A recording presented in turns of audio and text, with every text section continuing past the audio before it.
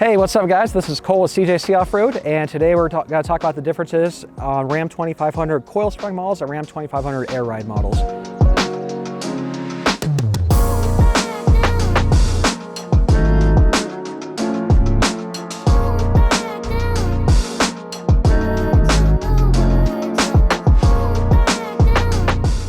We have a lot of people calling us lately shopping for new trucks, and in that shopping process, one of the most common questions we're seeing is, do I buy a regular coil sprung Ram 2500 or do I buy an air ride model? With that in mind, based on our experience with these trucks, we have driven quite a few of both, and I would determine the decision on what you're buying based on how you'll be using the truck. For a daily driver where you won't be towing with the truck really, and you're looking for the softest ride possible, or if you're looking to build a truck that is very capable off-road, we'd highly advise purchasing a non-air ride Ram 2500.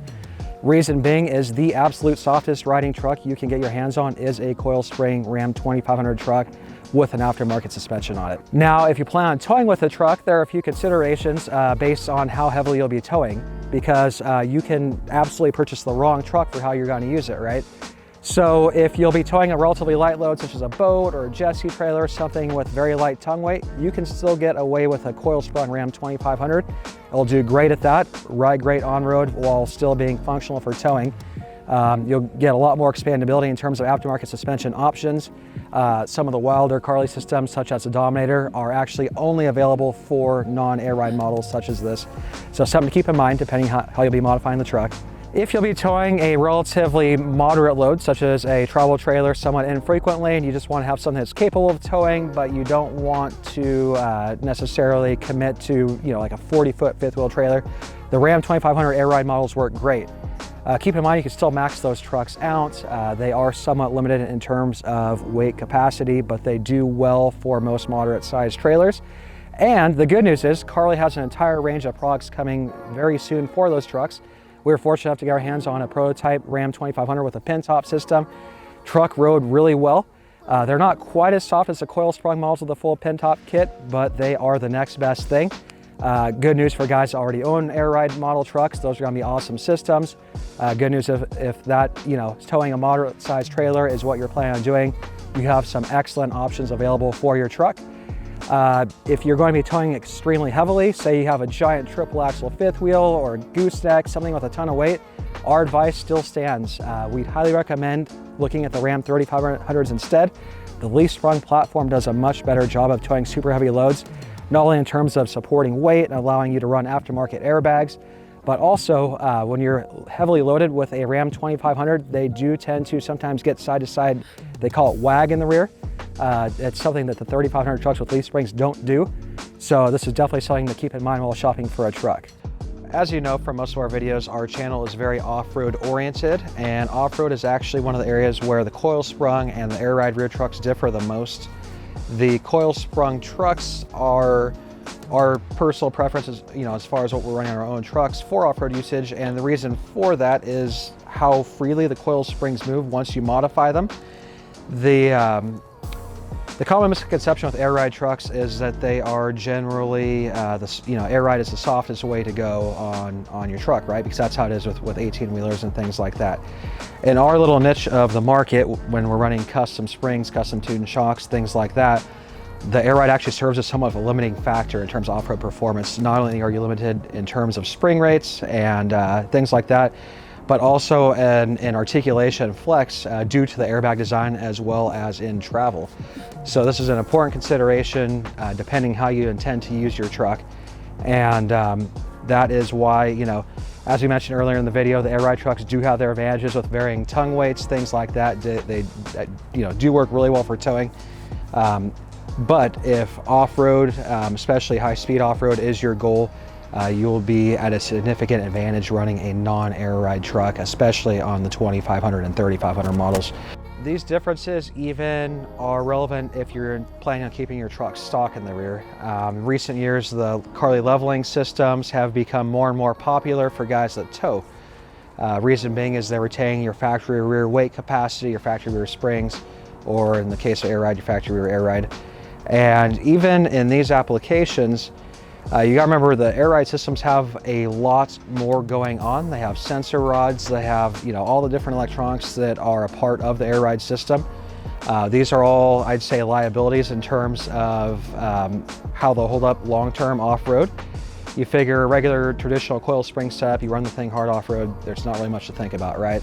Yes, the stock rear is gonna be stiffer than the front, but you know, you're not really gonna break it, you know, in most cases off-roading it.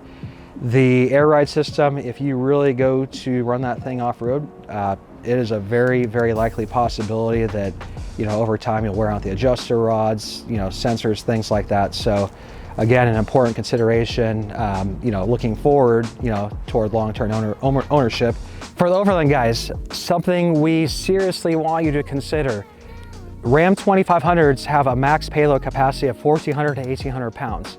That is a very easy number to exceed. If you want to put an embed camper in the truck, I would immediately reconsider, or if you are shopping for a truck, seriously consider getting a Ram 3500. It's going to do a much better job of supporting an embed camper. 1,400 pounds to 1,800 pounds on a Ram 2500, even without a camper. If you're loading down with a ton of gear, spare tire, you know, all that sort of thing, extra fuel, water, all the accessories a lot of Overland guys run, you'll be pushing that 1,400 pound number pretty easily. And when we say max for 1,400 pounds, we mean max. The truck is literally going to be on the bump stops and you are not going to enjoy driving that truck off-road.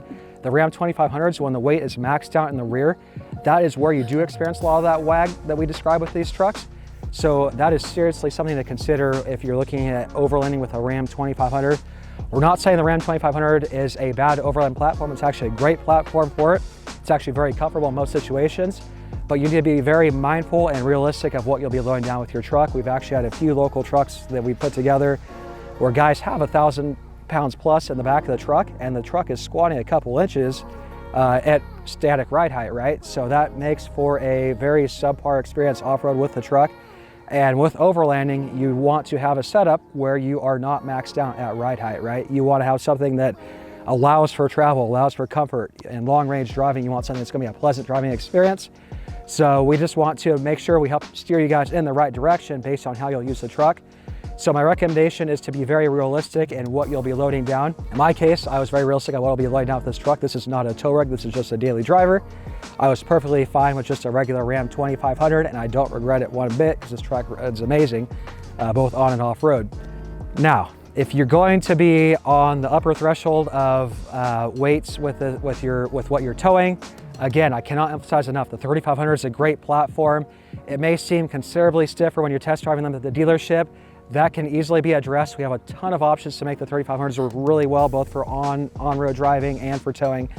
They make a great all-around rig.